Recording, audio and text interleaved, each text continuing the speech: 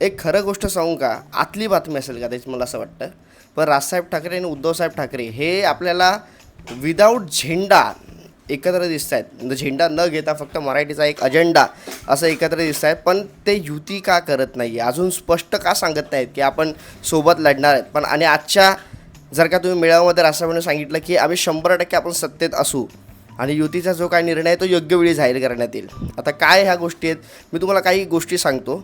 मला असं वाटतंय की मित्रांनो कसं आहे, आत्ता जर का युतीच्या काही संदर्भात चर्चा राजसाहेबांनी केली किंवा उद्धवसाहेबांनी क्लू दिले कोणीही, तर बी जे पी काय करणार, ते निवडणुका पुढे ढकलणार. आणि मग जोपर्यंत सकारात्मक त्यांच्या बाजूने म्हणजे बी जे पीच्या बाजूने असं वातावरण दिसणार नाही तोपर्यंत ते निवडणुका घेणार नाहीत.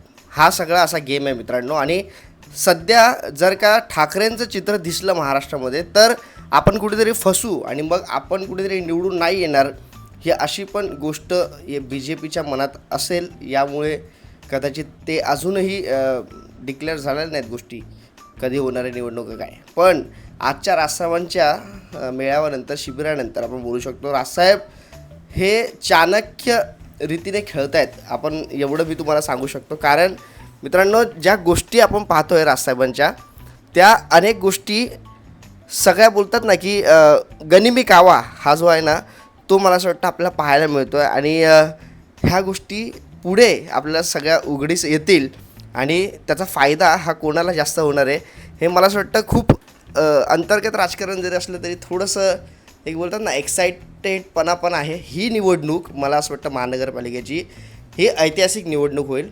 आणि जसं राजसाहेबांनी MLAचं जेव्हा इलेक्शन होतं तेव्हा देखील सांगितलं होतं की आपण सत्तेत असू, पण ते झालेलं नाही. दुसरं मन असं पण बोलतं की हे फक्त लास्ट टाईम जसं सांगितलं तसं होईल का. शेवटला जसं सांगितलं होतं की आम्ही सत्तेत असू, भाजपचा मुख्यमंत्री असेल आणि भाजपचा मुख्यमंत्री झाला पण राजसाहेब सत्तेत नाही आले, त्याचा कुठेतरी राग हे भाजपवर राजसाहेबांचा असेल का.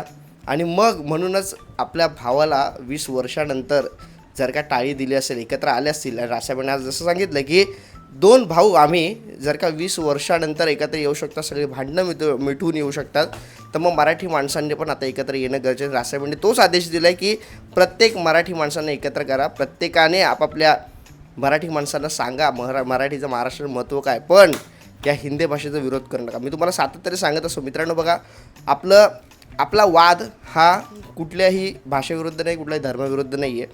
राजसाहेबांची तुम्ही भूमिका नीट समजा. हा वाद हा आपल्या मराठीच्या विरोधात पण आहे, जे आपल्या मराठीच्या विरोधात असतील, जे आपल्या मराठी संस्कृती आपला महाराष्ट्र याच्या विरोधात असतील, याच्यावर काही तरी बोलतात ना आक्षेपार्ह वक्तव्य करत असतील, तर त्याच्या विरुद्धही आपला वाद आहे. मग तो जात आणि धर्म नाही आहे.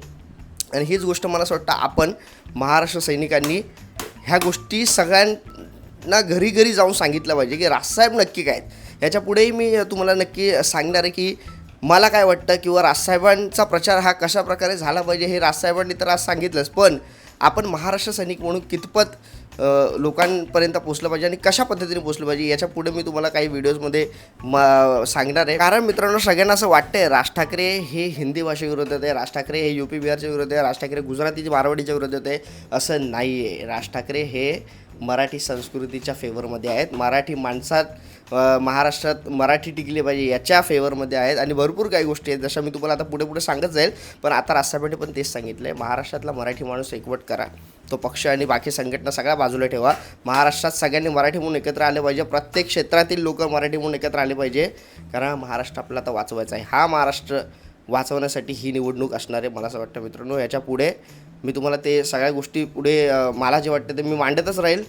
पण आता राजसाहेबांनी जे सांगितलं आहे की मराठीला एकत्र करा, एवढंच का, कारण आत्ता जर का एक आहोत हे जर का सांगितलं तर मग निवडणुका होणार नाहीत, निवडणुका पुढे ढकलल्या जातील.